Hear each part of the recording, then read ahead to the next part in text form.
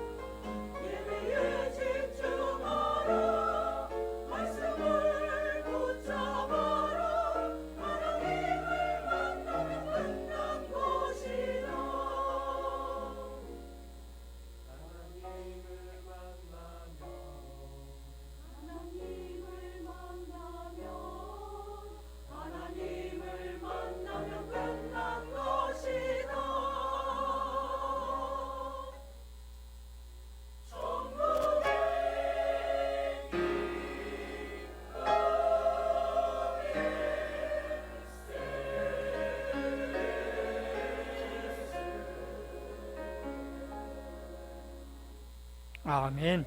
아름다운 찬양 감사드립니다. 오늘 주시는 말씀은 누가복음 4장 18절 19절 말씀입니다. 우리 다 찾아서 함께 우리 읽도록 하겠습니다. 누가복음 4장 18절 19절 말씀입니다. 우리 다 같이 함께 읽겠습니다. 주의 성령이 내게 임하셨으니 이는 가난한 자에게 복음을 전하게 하시려고 내게 기름을 부으시고 나를 보내사 포로된 자에게 자유를, 눈먼 자에게 다시 보게 함을 전파하며 눌린 자를 자유롭게 하고 주의 은혜의 해를 전파하게 하려 하심이라 하였더라. 아멘. 할렐루야. 한 주간도 평안하셨습니까? 이제 본격적인 무더위가 시작되었습니다. 아무쪼록 하나님의 은혜 가운데 강건하시길 바랍니다. 건강하시길 바랍니다. 사람이 진짜 변할 수 있을까요? 또 변하는 것이 정말 쉬울까요? 굉장히 이 질문 앞에 많은 사람들이 아니다 라고 얘기를 할 겁니다. 아마 그렇게 느끼셨을 거예요. 정말 많은 사람들이 쉽게 변하지 않더라고요. 오죽했으면 그런 말이 있겠습니까? 뭔가 변하면 너 갑자기 왜 그래? 사람이 죽을 때가 되면 변한다고 하는데 왜 갑자기 이렇게 변했어? 라고 그런 말을 들을 때가 있습니다. 참 사람이 변한다는 게 그렇게 쉬운 것만은 아닌 것 같습니다. 일전에 그 대기업 신입 매니저 교육 영상을 본 일이 있었는데 그 대기업의 신입 매니저들이 다 강당에 꽉 찼습니다. 그리고 강연자는 그 회사의 전설적인 인물입니다. 평사원으로 이렇게 들어와서 매니저가 되고 또 지점장이 되고 또 임원이 되었던 그런 입지전전적인 사람이었습니다. 이 사람이 이제 강연자로 나와서 그 신입 매니저들을 교육하는 겁니다.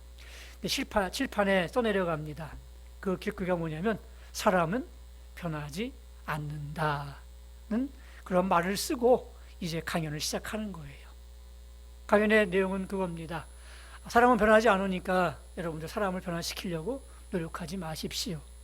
단지 그 사람의 여러분들이 할 일이 뭐냐면 그 훌륭한 사람들을 뽑는 겁니다. 그 사람들을 채용하는 게 여러분들의 중요한 임무입니다. 라는 게 교육 내용이었어요. 저는 그 말을 듣고 제 얘기를 의심했습니다. 제가 알기로는 매니저는 그래도 영업 사업 중에서 그래도 좀 부족하고 모자라도 잘 훈련시켜서 훌륭한 사원으로 키워내는 게 그게 매니저 아니겠습니까? 그런데 제 생각을 완전히 뒤엎는 그런 강연이었고 또 강의였습니다. 근데 보니까 실제로 그 경영계에서는 이것이 철칙이 되고 또 그렇게 알고 있는 그런 경영 철학이었더라고요.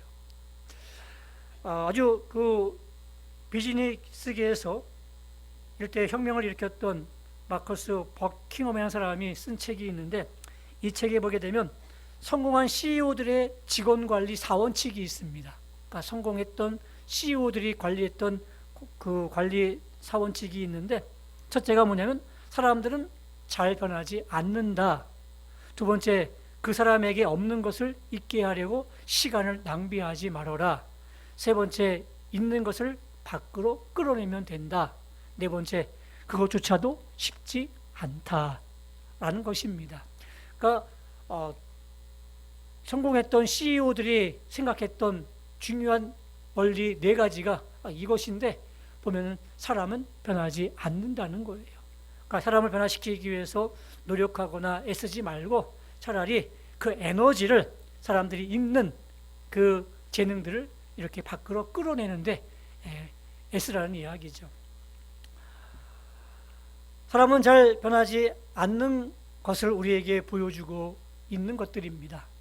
자, 그러면 성경은 과연 이 질문에 대해서 어떻게 대답을 하고 있을까요?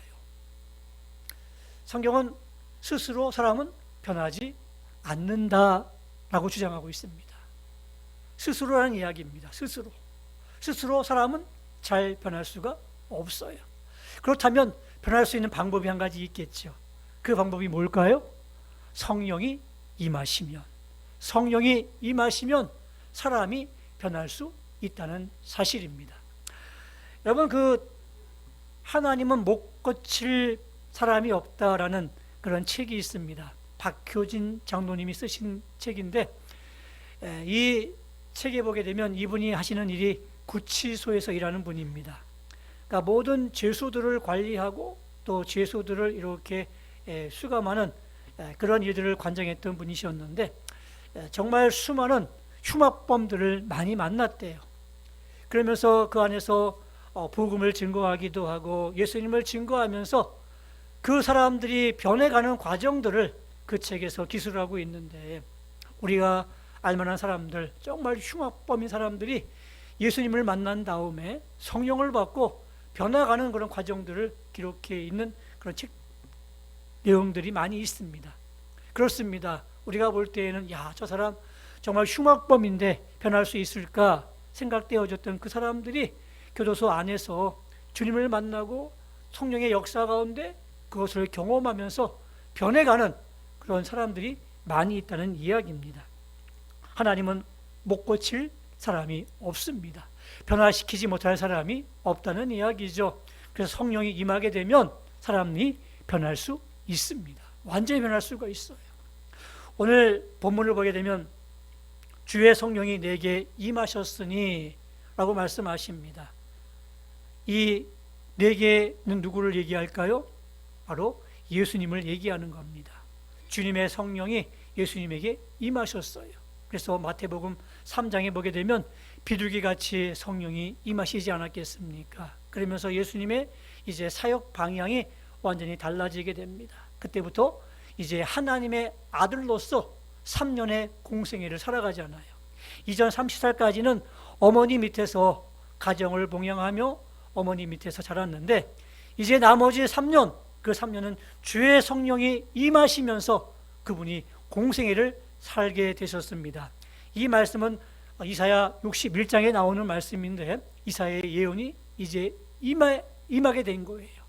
그 임하게 된 과정이 뭐냐면 주의 성령이 임하셨으므로 이제 예수님께서 그의 사역도 변하게 되었고 그의 놀라운 권능이 변하게 되었다는 이야기입니다. 이런 변화가 이제 예수님의 맹세가 끝난 게 아니라 예수님과 함께 했던 제자들에게도 임하게 되었습니다. 그래서 실제적으로 베드로를 보게 되면 베드로가 예수님과 함께 3년 동안 동고동락하면서 먹고 자면서 예수님을 따라다녔습니다. 예수님께 많은 것을 배웠습니다. 여러분, 초등학교 3년이면 뭐죠? 풍어를 읊는다는 얘기가 있지 않겠습니까? 이 개도 풍어를 읊어요. 시를 읊을 줄 알아요. 그 정도가 된다는 이야기예요. 3년 동안이면 긴 시간입니다. 근데 베드로가 3년 동안 예수님과 함께 동고동락하며 예수님을 쫓아다녔습니다. 그리고 많은 것들을 보고 또 많은 것들을 또 들었고 또 많은 것들을 깨달았습니다. 그리고 그가 기적도 행했습니다. 예수님의 능력으로 기도하며 귀신을 내어 쫓았던 적도 있었습니다. 그랬던 베드로입니다. 그런데 정말 중요한 그 중요한 시기에 예수님을 부인했어요. 3번이나, 그것도 저주하면서. 너무하지 않은가요? 정말 3년 동안 동고동락하면서 많은 것들을 함께 나누었던 베드로였는데, 그렇게 그 중요한 순간에 예수님을 모른다고 3번이나 부인하고 저주했단 말입니다. 그게 사람이에요. 그렇게 약한 것이 사람입니다. 그랬던 베드로가 이제 사도행전 2장에 보게 되면 성령이 임하셨습니다. 성령의 임함을 받고 그의 모습이 완전히 달라졌어요. 그가 공회에 끌려갔습니다. 예전 같으면 두려움에 떨었겠죠. 근데 그는 이렇게 얘기합니다. 내가 사람의 말을 듣는 것이 옳은가, 하나님의 말씀을 듣는 게 옳은가 너희가 판단하라. 나는 하나님의 말씀을 따라 살 것이다 하면서 공회를 나왔어요. 그리고 예수님을 증거하다가 또 잡히게 되면서 매를 맞게 됩니다. 네, 뭐라고 표현하냐면 그가 핍박을 당하고도 즐거워했다, 이렇게 표현하고 있습니다. 어떻게 이게 가능한 일이에요? 주의 성령이 임하셨기 때문에 베드로가 변한 거예요. 3년 동안 예수님과 함께 보고 또 느끼고 배웠던 그였지만 그가 변하지 않았어요. 완전히 변하지 못했습니다. 그러나 성령이 임하면서 그의 삶이 완전히 변했던 것을 보게 됩니다. 그렇습니다. 오늘 그 성령께서, 제자들을 변화시켰던 그 성령께서 오늘 저와 여러분과 함께 하시고 그 성령이 임하시면, 성령이 충만하면 우리 역시 변화될 줄로 믿으시기를 바랍니다. 그런 의미 속에서 우리가 성령을 기다리고 또한 성령의 충만함을 우리가 기다릴 수가 있는 겁니다. 자, 그러면 성령이 임하시면 어떤 변화가 있을까? 오늘 말씀을 통해서 우리가 말씀을 나눠보기를 원합니다. 첫째로, 성령이 임하시면 자신을 보는 눈에 변화가 생기게 됩니다.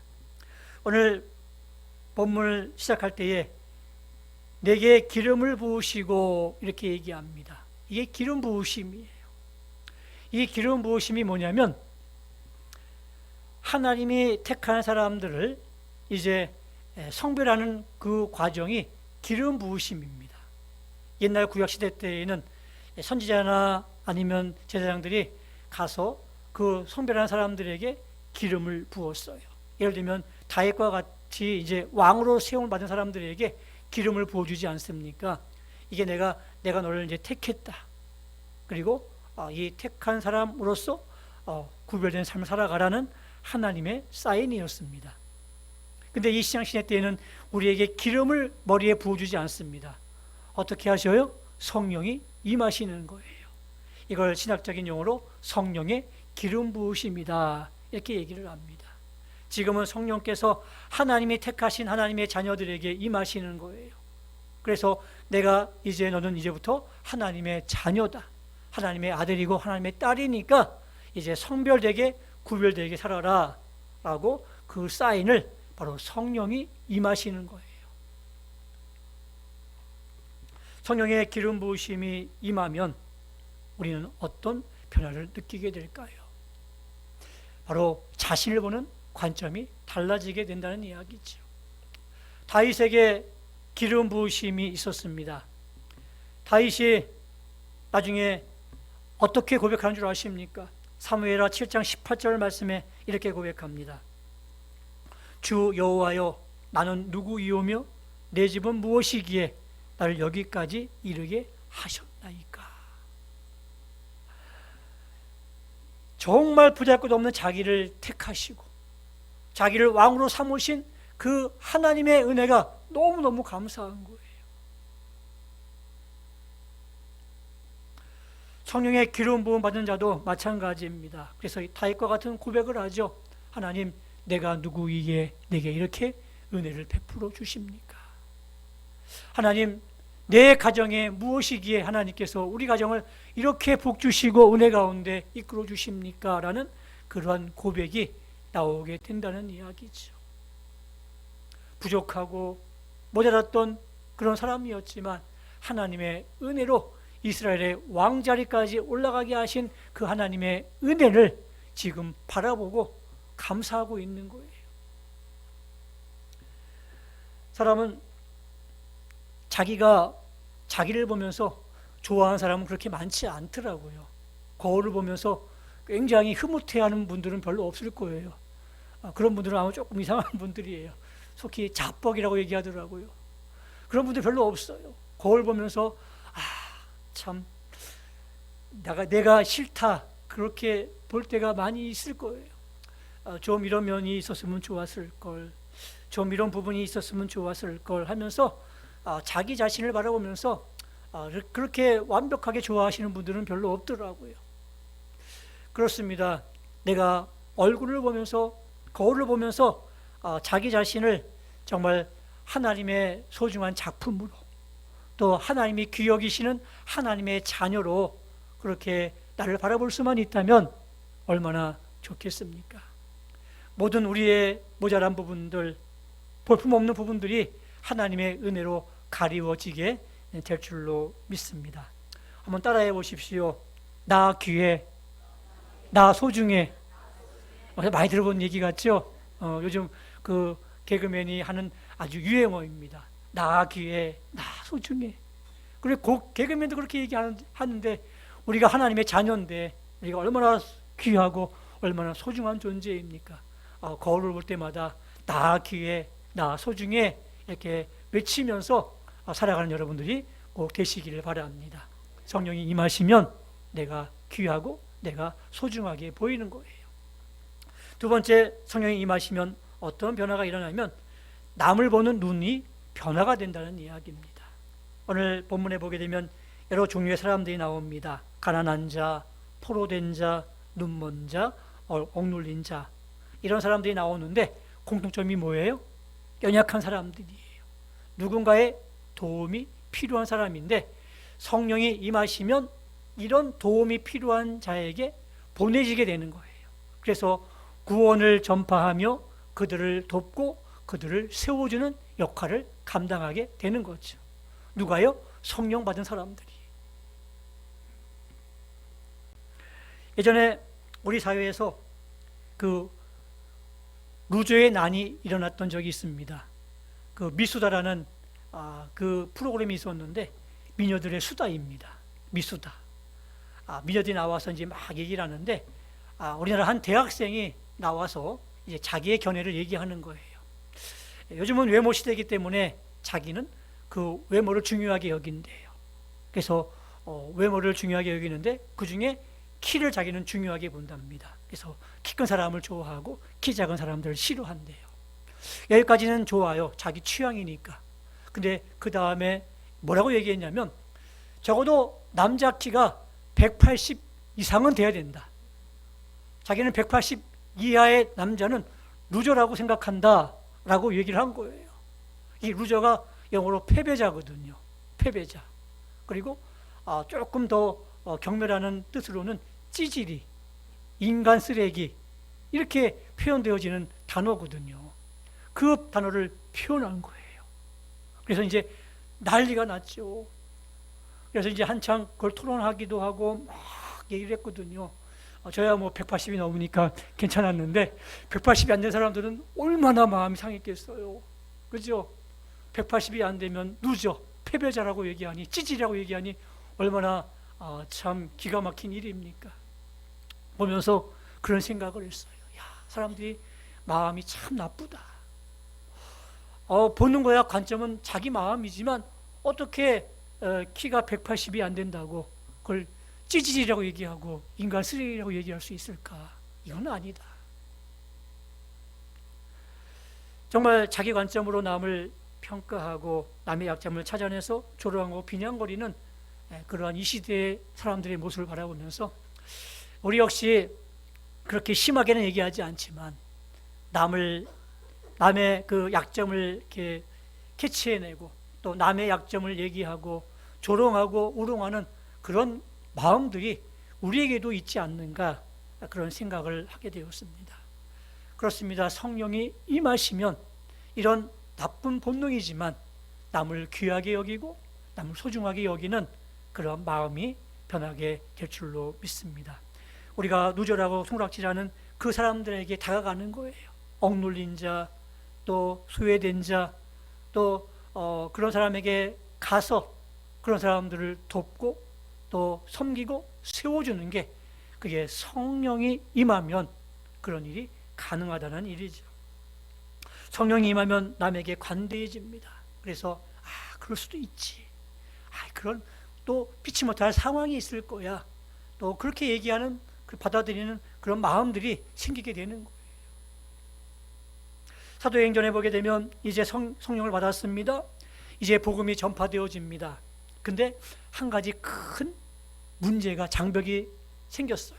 그 장벽이 뭐냐면 이방인들에게 복음을 증거해야 되는데 유대인들은 이방인을 그 지옥의 땔감으로 그렇게 여겼었습니다. 지옥의 땔감들한테 복음을 증거한다는 게 이게 쉬운 일이 아니잖아요. 그래서 하나님이 베드로에게 환상을 보여주셨습니다.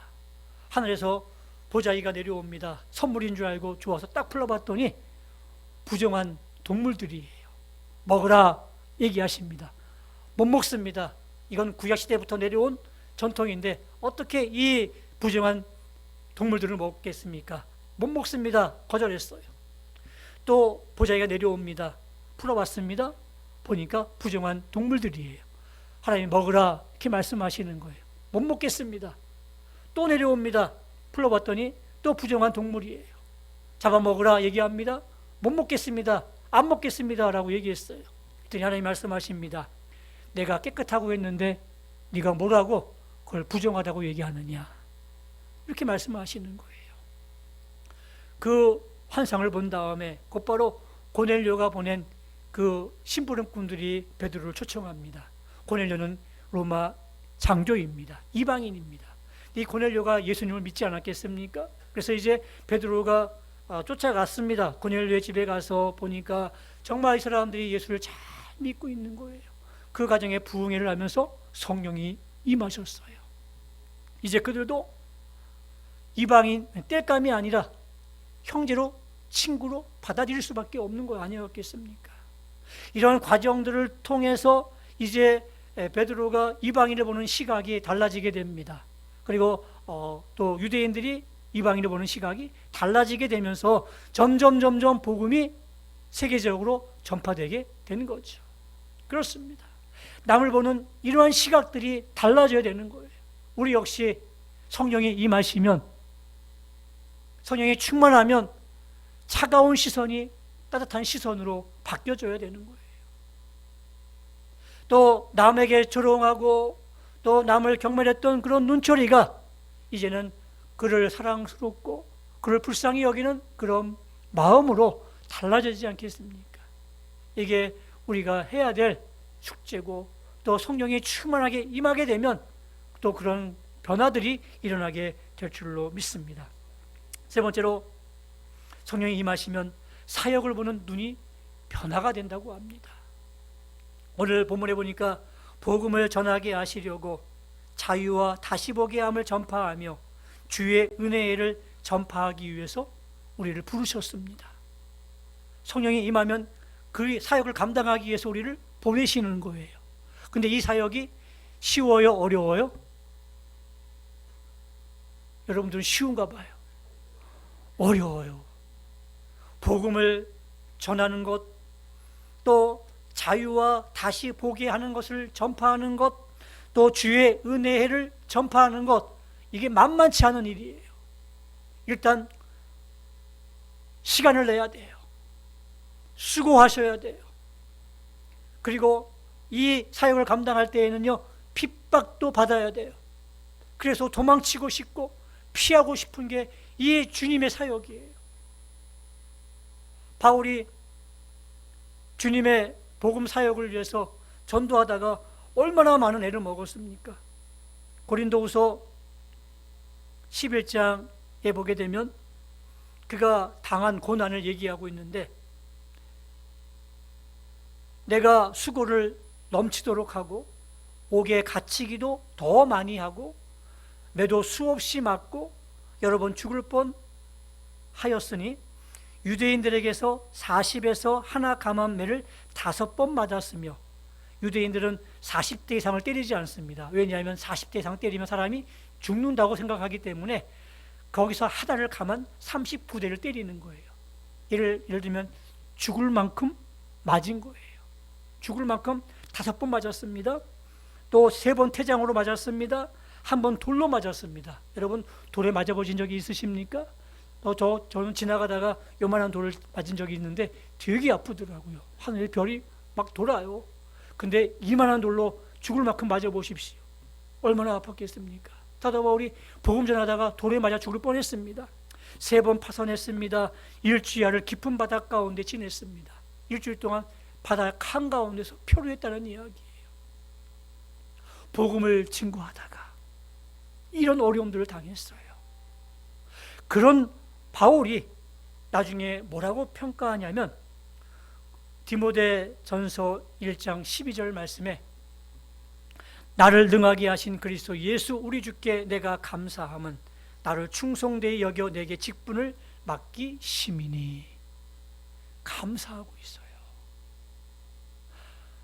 내가 복음을 증거하기 위해서 그렇게 많은 고난을 당했는데, 어려움을 당했는데 그는 얘기하기를 내가 감사합니다. 왜냐하면 나를 충성되게 여겨서 내게 그 직분을 맡기셨기 때문에 내가 그 직분이 힘들고 어렵고 도망치고 싶은 일이지만 내가 그 일을 감당함에 감사함으로 그 일을 감당하고 있습니다 라는 그런 뜻이에요. 19세기 중국에 선교사로 나갔던 앤 월터 펀이라는 사람이 있습니다. 미혼 여성으로서 의대를 졸업한 의사입니다. 장래가 촉망되는 그러한 사람이었는데 부모님의 만류를 거절하고 그는 중국으로 선교를 나갔습니다. 19세기 중국의 모습 기억하시겠죠? 서양에서는 그 중국은 정말 미지의 땅이었고 불모지의 땅이었고 황무지의 땅이었습니다. 정말 안전을 기약할 수 없는 그런 땅이었어요. 부모님이 보내면서 나중에 너무 마음이 불안하니까 큰 돈을 들여서 사람을 사서 찾게 했습니다. 그리고 딸한테 얘기하기를 전보를 안전하다라는 그런 전보를 치게 했습니다. 이 사람이 우여곡절 끝에 펀을 찾았습니다. 그리고 어머니의 얘기를 전했습니다. 딸이 이제 전보를 칩니다. 전보를 치는데 전보의 내용이 안전하다가 아니라 즐겁다라는 전보 내용이 온 거예요. 부모는 안전함을 원했는데 이 폰은 즐겁다라고 쓴 거예요. 정말 어려움이 없어서 즐거웠던 것일까요?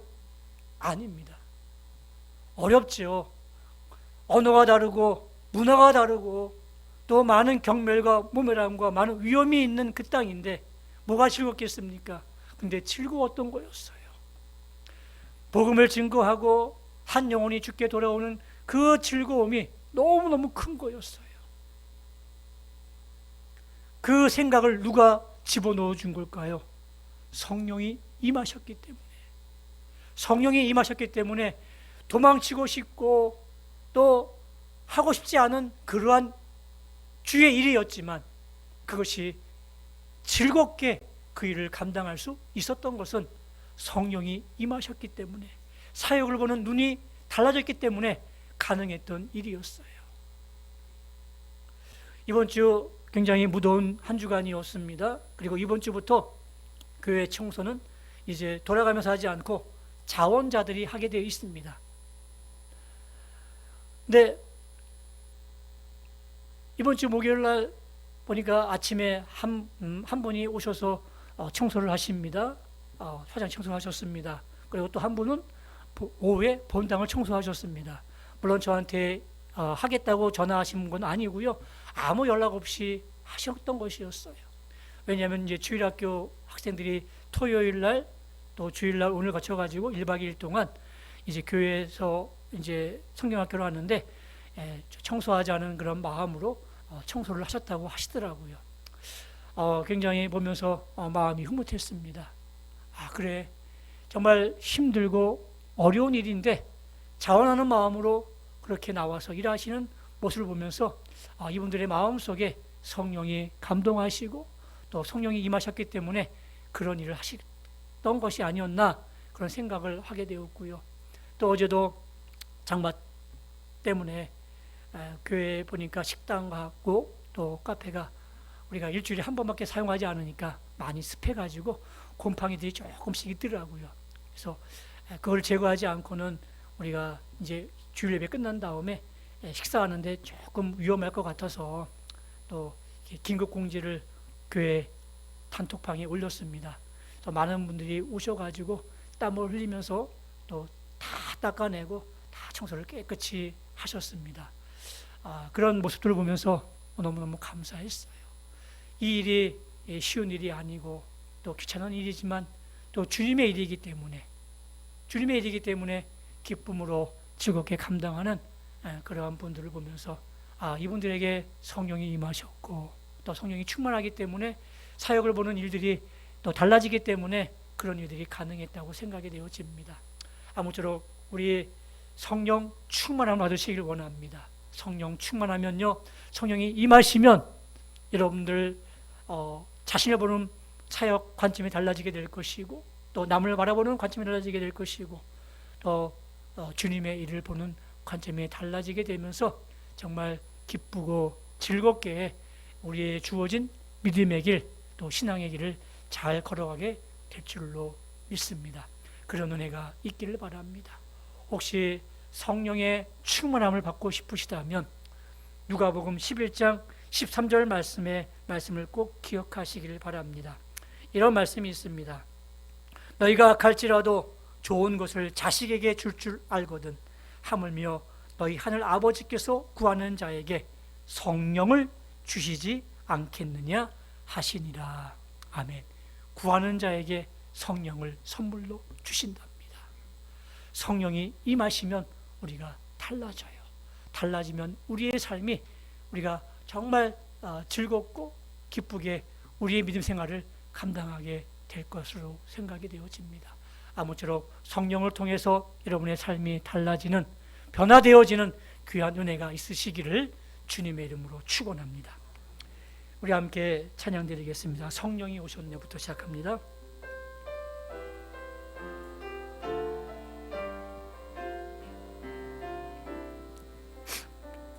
성령이 오셨네, 성령이 오셨네, 내 주에 보내신 성령이 오셨네.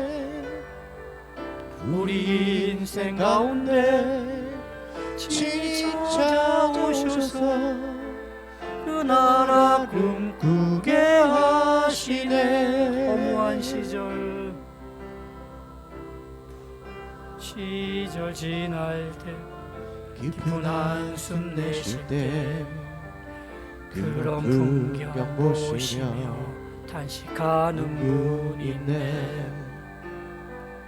그와 같이 너희를 버려두지 않으리. 내가 너희와 영원히 함께하리라.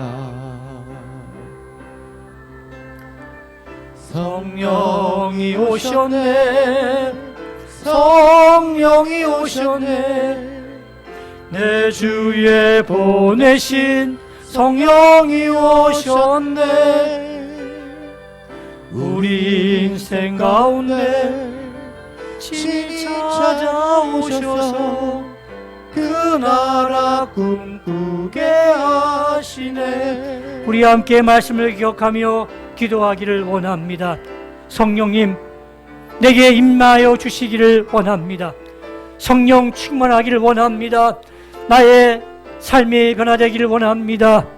주의 사역을 바라보는 관점이 변화되기를 원합니다.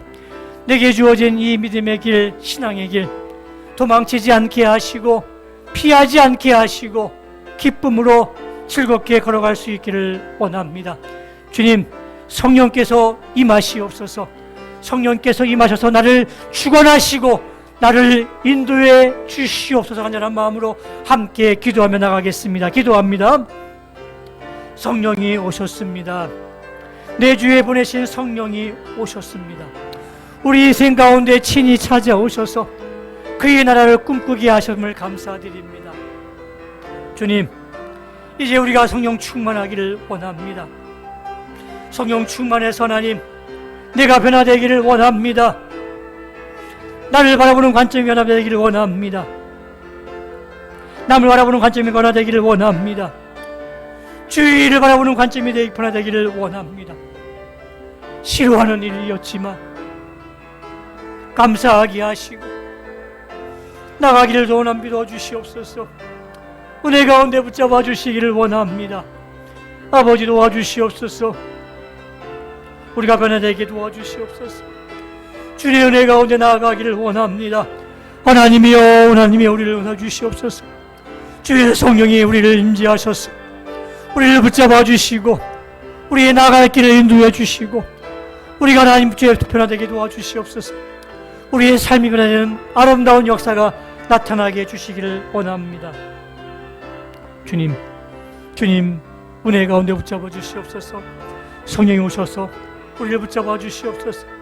주의 역사하심이 우리 가운데 함께 하심을 의미하며 우리가 주 앞에 변화되게 하시고 주의 영상 가운데 나가게 도와주시옵소서.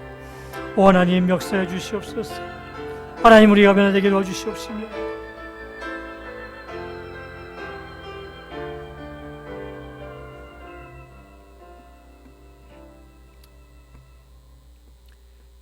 우리의 삶의 목표가 주 앞에서 변화되는 삶인데 변화가 굉장히 어렵습니다.